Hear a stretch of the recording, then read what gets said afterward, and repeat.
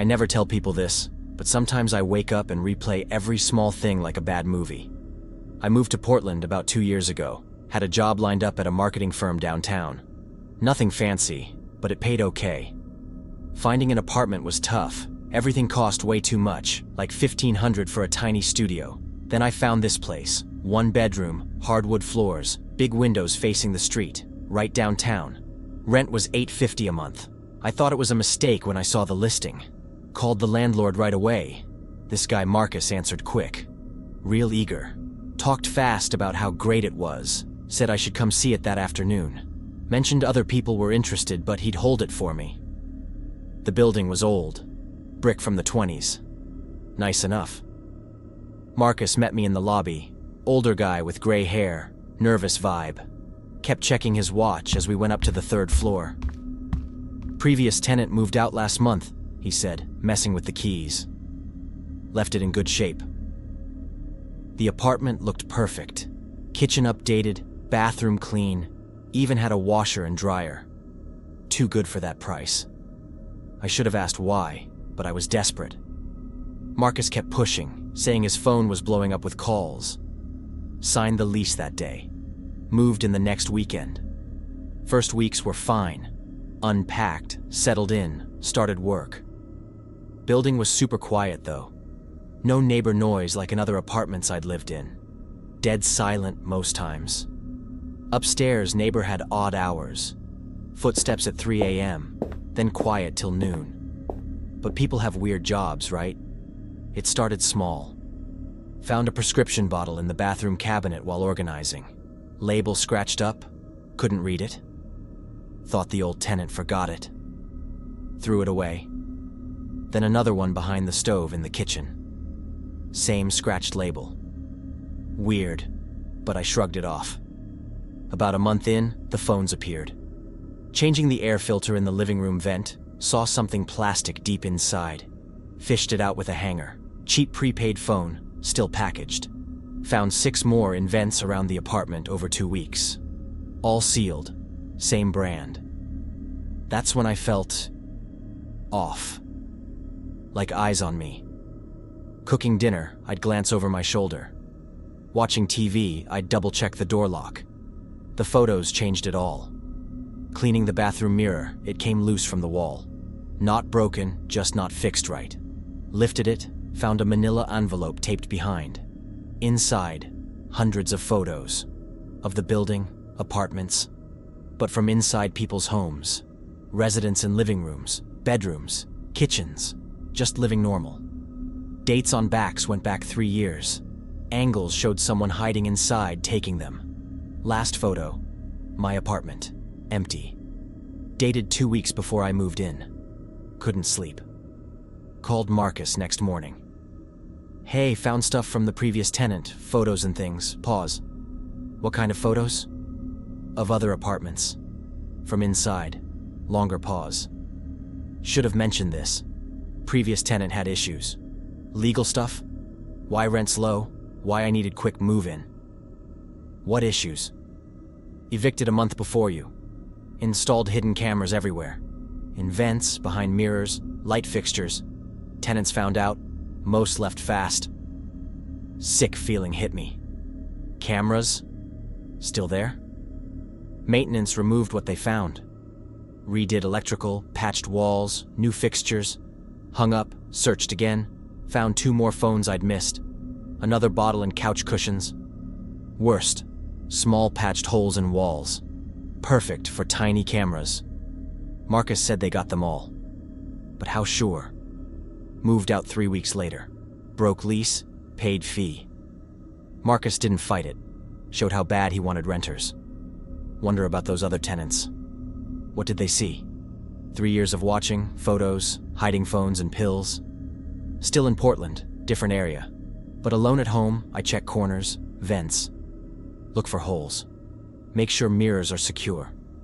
Marcus said they found everything. But who knows how many spots this guy hit before caught. Never learned his name or where he went. Marcus wouldn't say. Keeps me up. 3 years watching neighbors. Now he's somewhere. Probably doing it again. That's the nightmare. Sometimes I tell myself it was just a weird landlord or bad luck, but the photos are real. I still wake to check the locks. My cat sleeps in the closet now. I laugh about it sometimes like a joke, but then I remember the sealed phones, and I stop laughing, and the mirror in the hall keeps watching.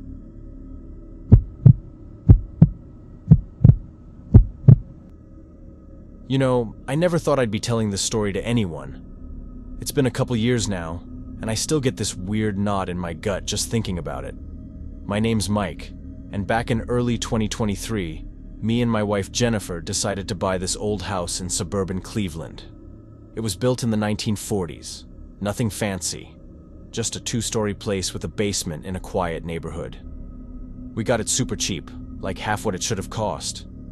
We figured it was a steal, you know? Plan was to fix it up, flip it, make some quick cash. Jen was excited about painting the rooms, and I was all about knocking out walls to open things up. We moved in right away, even though it needed work. The first few weeks were normal. Busy, but normal. I'd come home from my job at the warehouse, tired as hell, and Jen would have dinner ready. Our cat, Whiskers, was always underfoot, meowing for food. I remember how the old floorboards in the hallway would creak every time he chased a shadow across them at night. It was kind of funny at first. We'd laugh about it. But then, little things started happening. Like, I'd hear scratching sounds from behind the walls in the basement. I thought maybe mice or something. Jen said it was the house settling. Old houses do that, right? We ignored it mostly.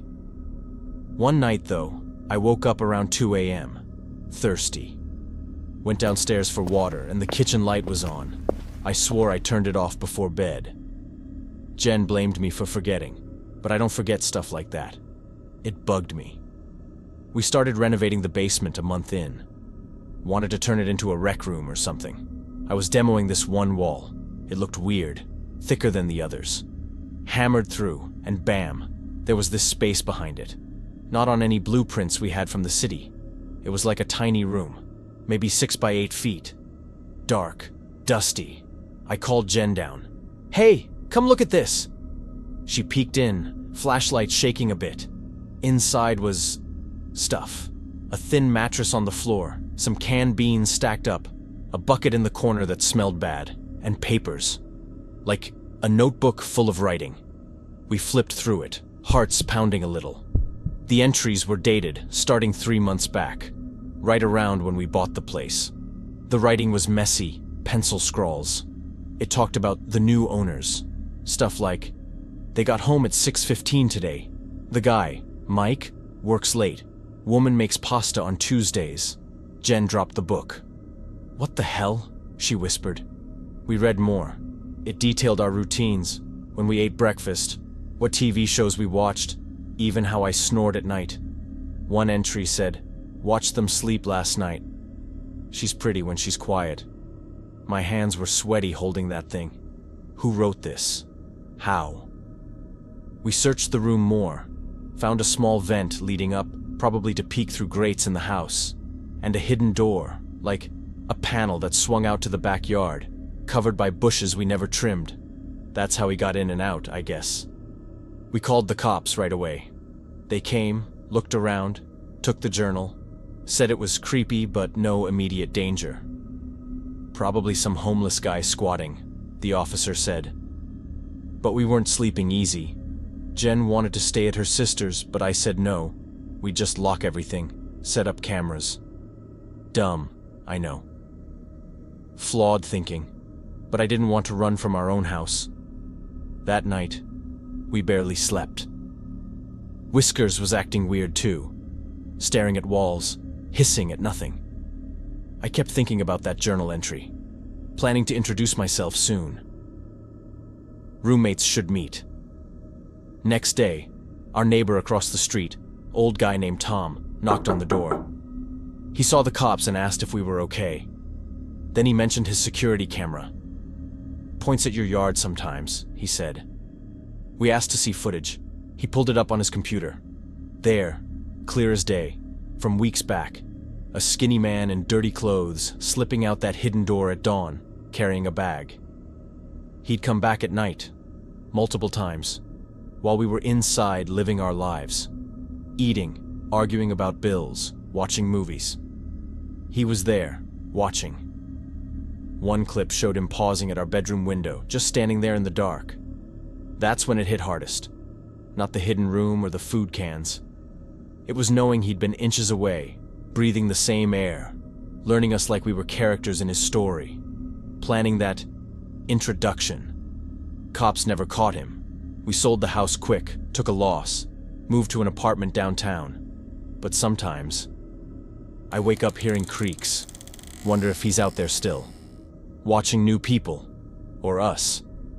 Jen doesn't talk about it much. Me? I check locks twice now. And I never ignore scratches in the walls. You just never know who's listening.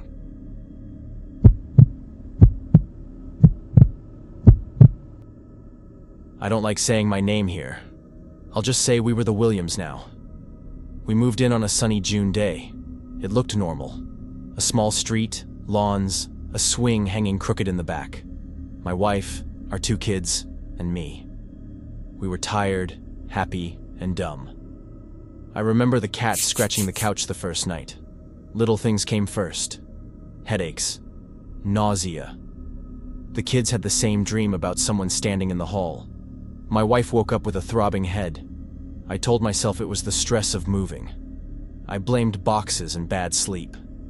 Then the carbon monoxide alarm started to scream at night. Loud. The kind that makes you jump and run. We opened windows, waved towels. 2 HVAC techs came. They checked the furnace and vents. All clear, they said. The alarm still blared sometimes. It would stop for days, then scream again. I slept with one ear open. The dreams got worse. All of us had the same dream. Someone walking through our house but not touching anything, just watching. My little boy said he saw a man by the vents. I said, that's just a dream. Because, what else do you say? My wife would say, maybe it's the pipes. One night the alarm went off so many times the fire truck came. They tested the house and told us to wait at the neighbor's porch. The neighbor is an old man, quiet. He waved and brought a soda when we first moved. He said he used to work as a chemist. I thought that was fine. He had a big yard and lots of tools. I watched him while the firefighters worked. A firefighter later told us something that froze me. He said someone had been feeding carbon monoxide into our vents from outside. He said it was done on purpose. My wife went pale. The police came.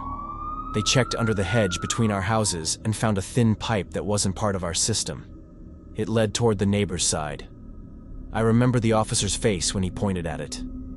They took the neighbor in. He answered the door like nothing strange. He packed a small bag without fuss. At his house, the police found a neat journal.